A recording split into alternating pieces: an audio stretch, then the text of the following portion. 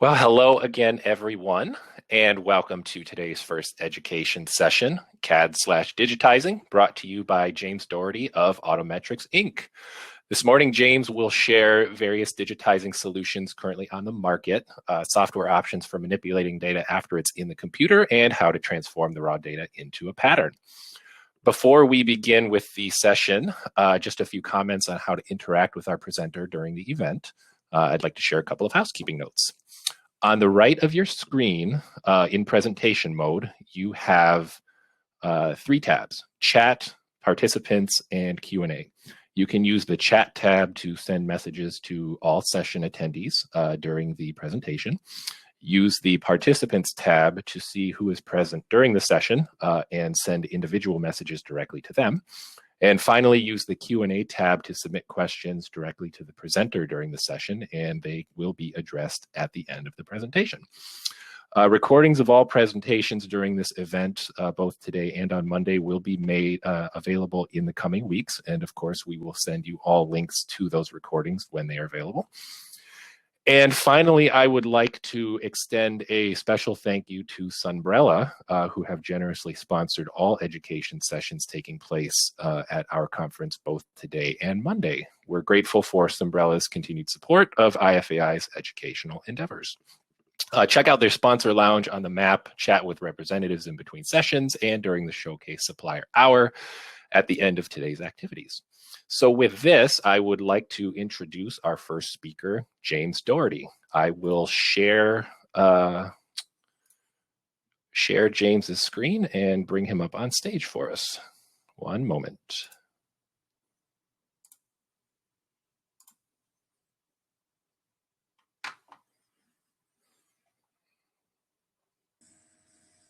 Hello, hello. Can everybody hear me? Aaron, coming in loud and clear. I can hear you. I can see you. All right. All right. Go ahead and get your screen shared and we'll be good to go. Yeah, let's go. All right. Let me share.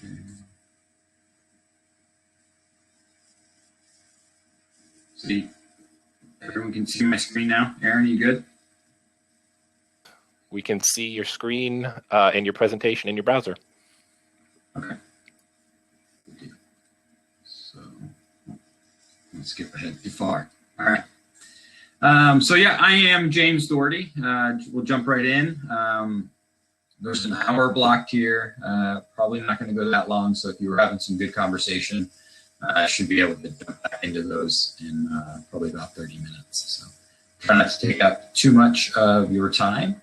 But yeah, we want to just introduce digitizing, what that is, and kind of go through things. So this is me, James. I don't know if you guys can see my video plus the presentation or just the presentation. So this is me. A little bit of an introduction who Autometrix is. So Autometrix is a developer of patterning software as well as a manufacturer of automated cutting equipment. So just in case you're not familiar, that's what we do. All right, so what's coming up in our presentation here? We are going to talk about why digital patterns are needed. We're going to talk about 2D and 3D digitizing options that are out there, kind of what the pros and cons are, cost, or estimated cost, because I don't know everyone's pricing. And then we're going to talk about available tools, obviously, pattern management, and then we'll have some Q&A. So if you guys have questions and you want to save them till the end, that would be awesome. All right, so let's jump right into it. Why digital? But before we get into why digital, I just want to make sure we understand what digital patterns are. So for us, any 2D pattern in the pattern making world, we would change over into a digital pattern.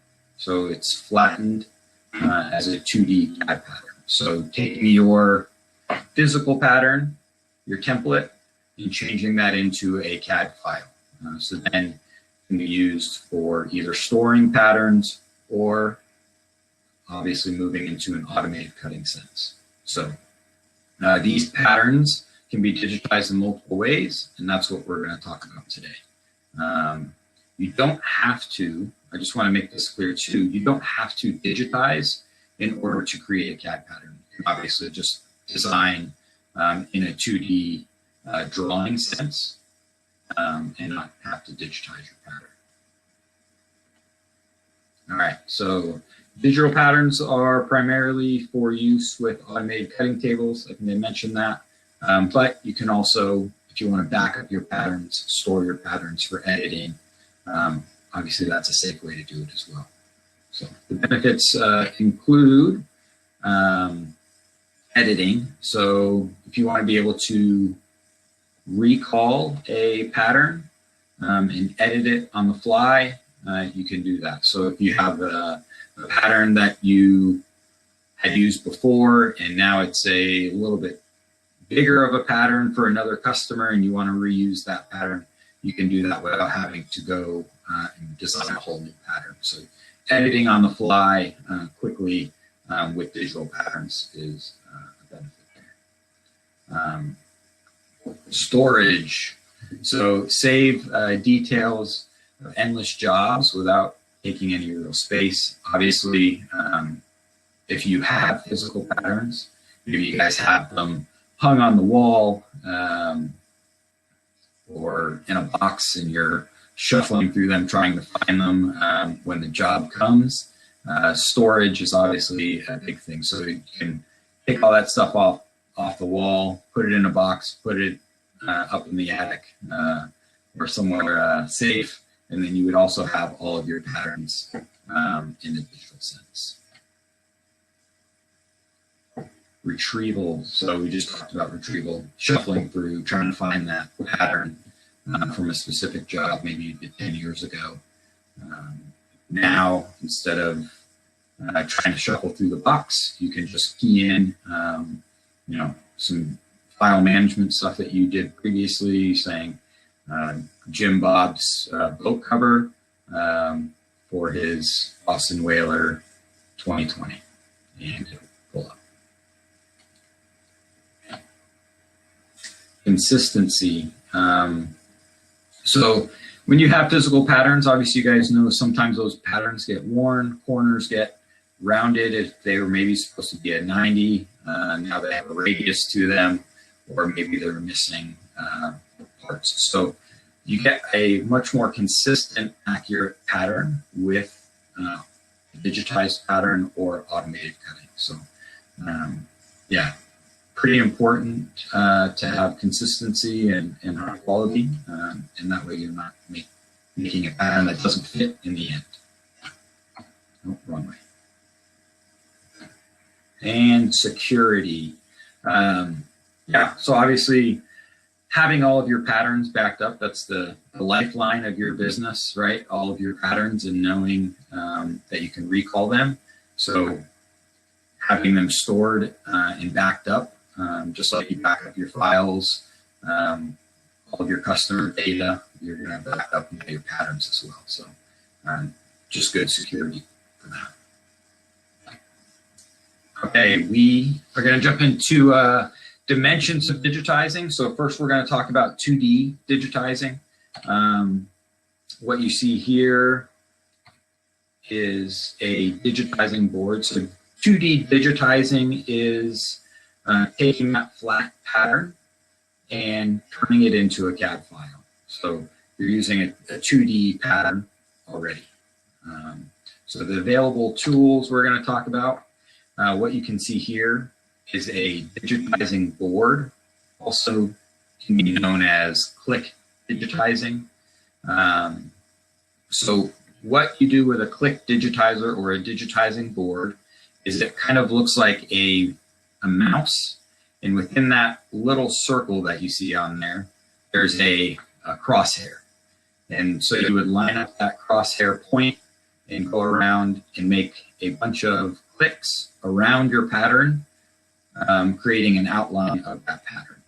And then it's going to send all of those points over to your software, so that way you have now a CAD pattern or a digital pattern.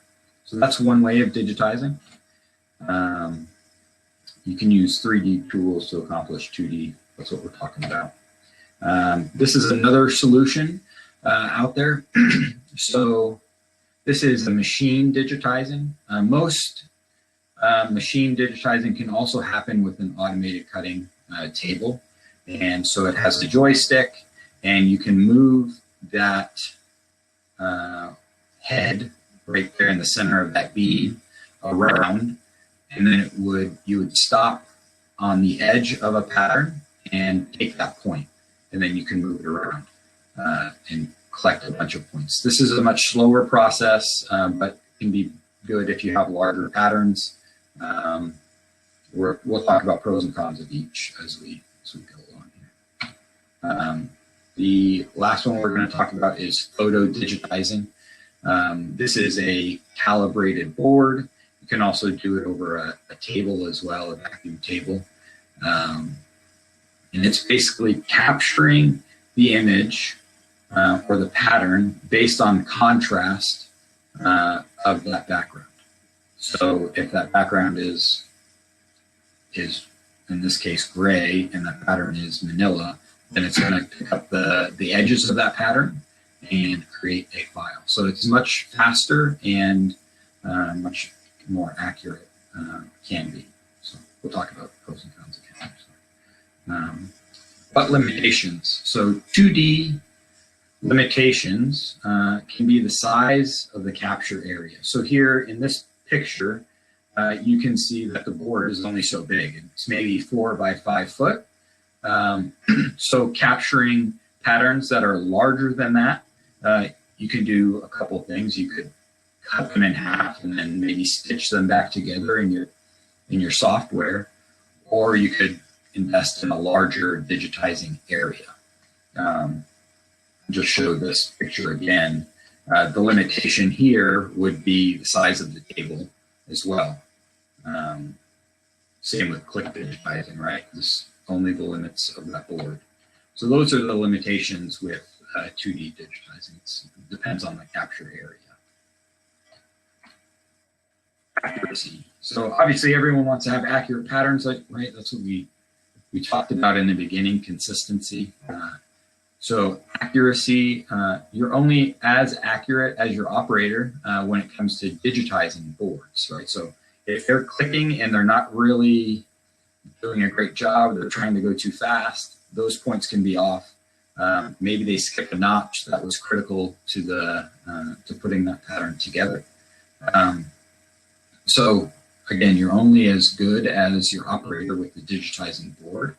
And the same with machine digitizing. So machine digitizing has a limitation or accuracy where that gantry or that head, move back here, the head can be in the middle of that table. Well, it might be hard to really see if you're spot on with that point because you're 5 feet away or however wide that table is. So it can be hard to see if you're pretty accurate. Go back here.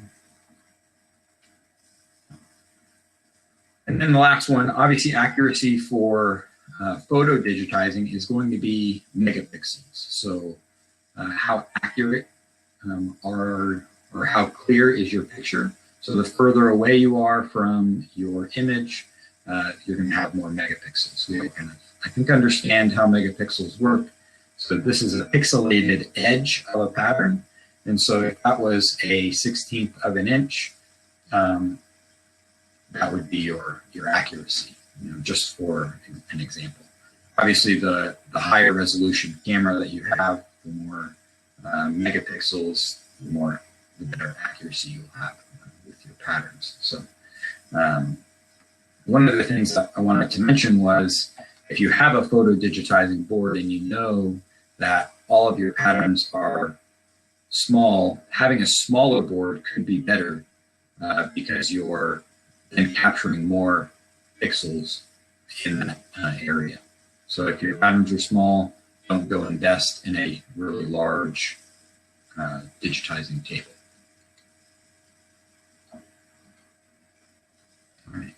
So file outputs. In the world of CAD, DXF is king. So yeah, it's kind of important to know what kind of file type your software will read and what type of software you're digitizing will output. So DXF is king and primarily the software that or the file type that most software will read. All right, so we're going to go to cost estimates of each one of these. I would say from digitizing boards up to photo digitizing, you're looking at somewhere from $1,000 to $8,000, depending on, again, the size of the capture area that you would need. You can have a pretty big range there. And then I'll just jump into kind of the pros and cons of each one of these. Everything has a pro and con. So the pros of digitizing boards can really be, it's easy to use, right? You're just going around and you're clicking, you're collecting points and data points. There are a lot of options out on the market, so that can be a pro as well, because of cost competitiveness. It can be on the lower end of that spectrum. Cons, it is an outdated technology, just because photo digitizing came along.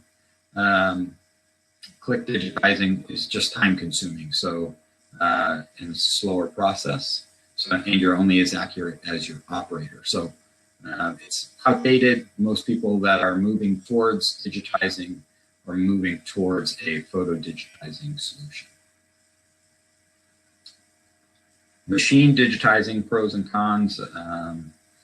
For most machines, like I mentioned earlier, you have if you have an automated cutting table, it can capture these points. So if you only do digitizing once in a while, maybe using your machine is the right way to go.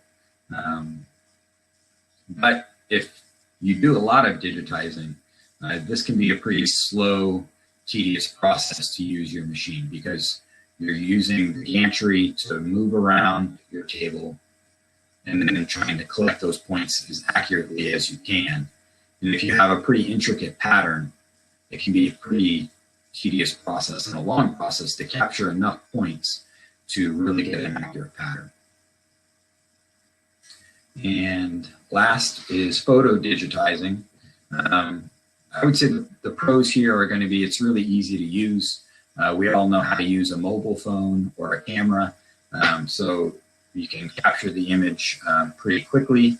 The processing time is, less than 10 seconds to capture that and send it over to your software.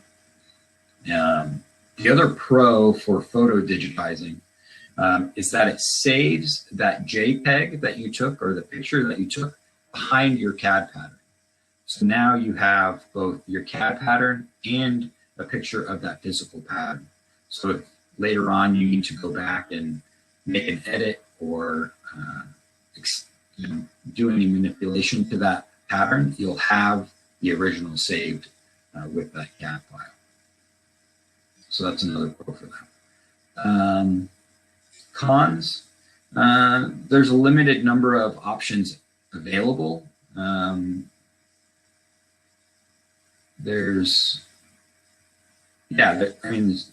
Obviously with a limited number of options, price can be, is more competitive, or less competitive, sorry.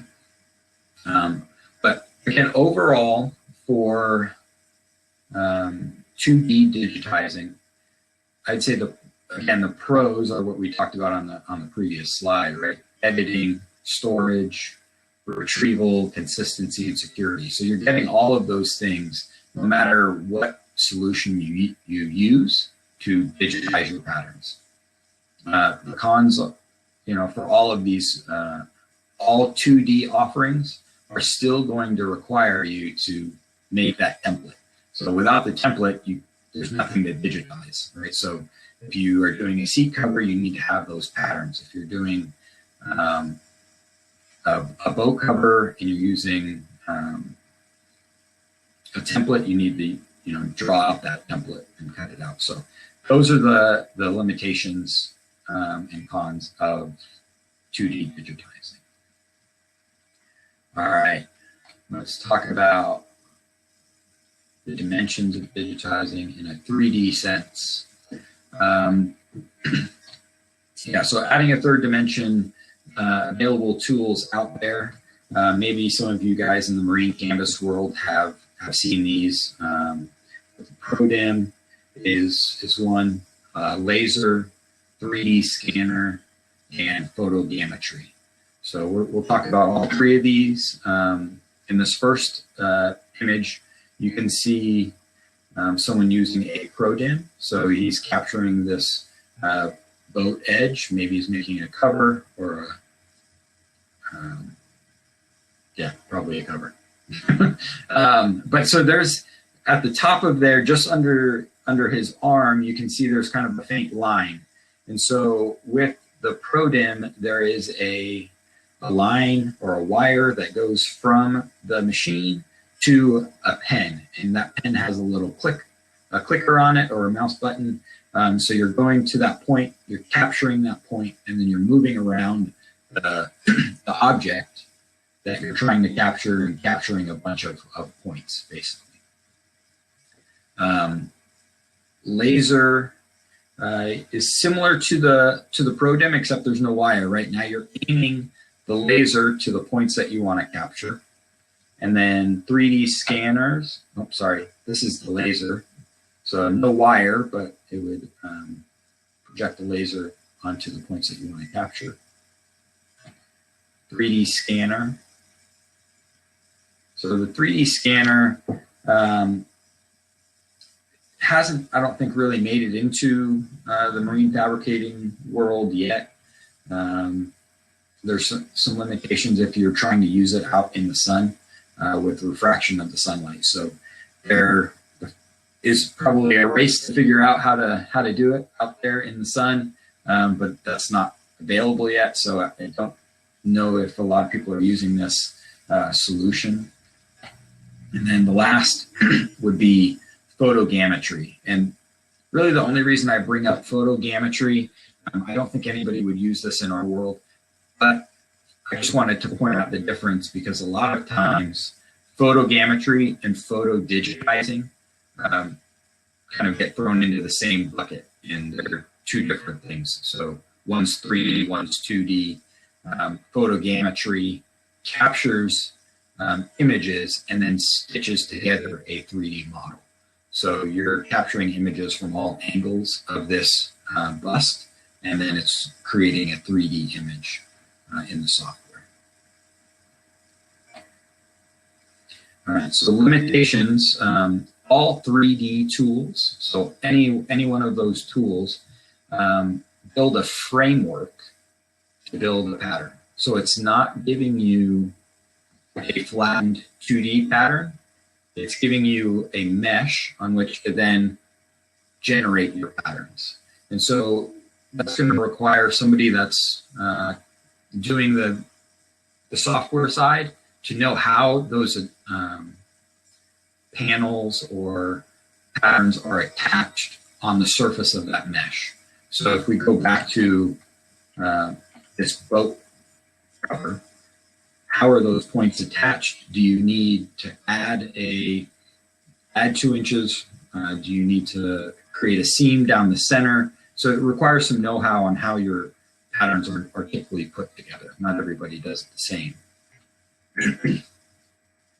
So that's kind of the limitation of 3D digitizing, is you really have to have some know-how there. Another limitation would be obviously the sun. The sun creates a lot of issues with the laser and the 3D scanning. You're just not able to either see the laser or it's reflecting off, not giving you a good data point. And then same with 3D scanning. As you're scanning an image, it's taking into account the light refraction as well. So it often requires Yeah, really, I won't say expensive computer, but more than your standard laptop. You're going to need something with large RAM for a 3D software, the latest processor, and a much bigger graphics card than maybe your standard laptop. So it can be more expensive on that side of things because now you're having to invest in a computer to run your software and the software that's required to input all of the data that was collected from those 3D tools. So I know with like a ProDim or a laser, you could use mPanel or Rhino, right? And then from Rhino, which is a 3D CAD software, then you can move to ExactFlat. So you're having multiple steps, and somebody really needs to understand how those steps are affecting your patterns and move to the flattened pattern. So the output, again, not a pattern, it's a framework. Accuracy. So accuracy with 3D, you're really only as accurate as the points collected, right? So again, with the ProDim, as you're going around, it's operator. So you need to make sure that they're collecting good data and that they're collecting enough data to create a good pattern, right? So if it's a rounded corner, you need to make sure you're connecting or collecting enough data to connect all of those points back in your software. So in 3D scanning, an overwhelming amount of data can be created, and then you need to know what data to sort through. So say I was scanning this coffee mug and this mouse was behind it, or there's something behind it. Well, or here, behind it, sorry. It's going to pick up both the coffee mug and the mouse in a 3D scanning sense. It's just going to pick up whatever data is around it, and you need to know how to sort through that once it's input, all the data is input into the software. Cost estimates. So you could probably get into 3D digitizing for somewhere around $2,000, but it's going to quickly jump up with software and 3D scanning, probably 30,000+. So really depends on the skills of your team and the know-how to use those different software options. Pros and cons of each. So the pros of the ProDim. So let's talk about the ProDim first. That was the tool with the wire connecting to a mouse pin or a pen with a click. The cost and maneuverability is a pro for that, because you can take that unit, you can take it to a boat that maybe is in a marina, and you don't have to bring that boat to your shop. So you can take it out there and you can use that pen with extensions to get around multiple points. So if there's something in the way, you can raise the pen, the wire up, so that way you can then connect an extension to the pen to be able to collect additional points if there's things that are in the way. Cons for the ProDim. I mean, really, there's not a whole lot of cons. It could be heavy for somebody, and there's the string attached. So you have to have that line of, I won't say line of sight, but you understand what I'm saying, the line for the wire to be unobstructed. So yeah, it's a good option in a 3D sense. There's a lot of people that do use the ProDim out there. It's a good tool. Lasers, some pros for lasers is its maneuverability. Again, same with the ProDim. It's about the same size. You can set it up on a tripod, move it around. So it's still a good option as far as that goes. The cons, it's hard to see in sunlight. Can be, have some light refraction, so it's harder to capture. And then you can obviously only capture what's in your line of sight, or the laser's line of sight. So you may have to create some reference points, move the laser around to create the points that you need. Again, a good tool. There's also a lot of people that use laser and proton within our marketplace. 3D scanners, it's quick to collect data, kind of like photo digitizing. You know, you're scanning it with a scanner and it's collecting a lot of points. The con is obviously that it collects a lot of data, and all of that data again has to be sifted through by a experienced operator or CAD designer.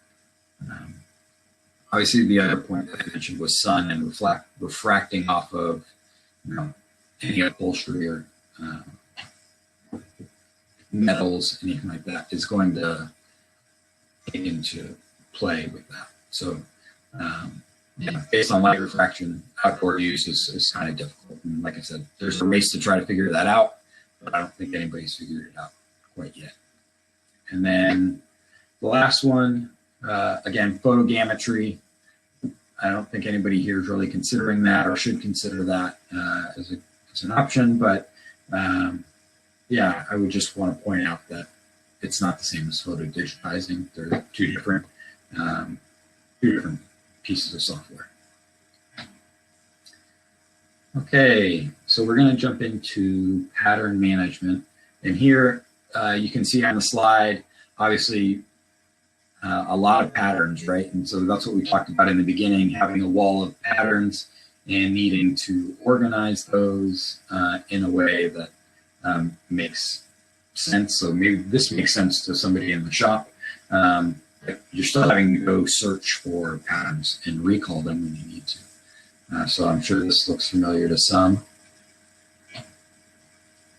Yeah, so store and search is a familiar story. So when you want to find relevant patterns for a product or project that you've done in the past, obviously with photo digitizing or any digitizing CAD software, you can pull those products back up. So repeat business is really going to help. So if you're doing an awning on Mary Lou Who's house, and then 5 years from now she wants a new color, you can quickly pull up her files, give it a new color, and then send it over to your cutter or hand cutter, either way. But hopefully an automated cutting machine, right? That's the way we want to go. So, all right. So naming conventions all obviously play into that. How well you organize your files, your file structure. So you just want to be aware of that in the beginning, so that way you can easily call up those files. Product definitions within planning software. Again, that's just making sure you understand having as much information within your file structure as possible. And then obviously consistent quality. If you're reusing the same pattern, paper pattern, your consistency is going to go down. But if you're recalling those files, you're going to have consistent quality time after time, because the machine knows to cut that exact pattern the same length and dimensions every time. All right, so I rambled on for long enough. If you guys have any questions, I think Aaron was going to help facilitate those. Aaron, are you still there? I am still here. All right. We have one question that came in during the presentation from Mark Matz, and that question is, can you use layers with digitizing, for example, needing lines for marking and cutting? Yeah, so with photo digitizing, I'll speak to photo digitizing for that. That's the one I'm most familiar with, Mark. But photo digitizing, because it captures the JPEG, it would then give you that image behind your CAD file. So you can kind of create the translucency, and then if you need to draw in some lines, you can use those as references. But it's not going to automatically capture any marking that you need. Does that answer the question, Aaron? I'm still here. Yes, as far as I can tell, I guess we'll let Mark chime in if he has any follow-ups there. Yes, he says. Okay. Yes, it does. Yeah. Mark, I'm going to give your response one upvote in the Q&A section. Thanks for responding. That's actually the only question that has come through. So unless any more pop up while we're... I'll also be floating around at the tables. So if you guys have any questions you want to just discuss one-on-one, jump in and we can jump to a private table and discuss it. Great. That sounds perfect. And that was what I was going to encourage folks to do anyway. So with all of that said, thank you very much for your presentation, James. We'll go through any other questions that might come in and forward them on to you. Again, like you said, feel free to chat with James using Remo's chat function or join him at his table. He'll be floating around. So we're grateful to James and to Autometrix Inc. for the presentation this morning. We are also grateful to Sunbrella, our education sponsor for the event. We appreciate everyone's time this morning. We will see you again at 11 a.m. Eastern time for our next session, the effects of COVID-19 on the tent rental industry supply chain. So feel free to take a break or continue to chat for about the next 35 minutes, and we'll see you again soon. Thanks, everyone.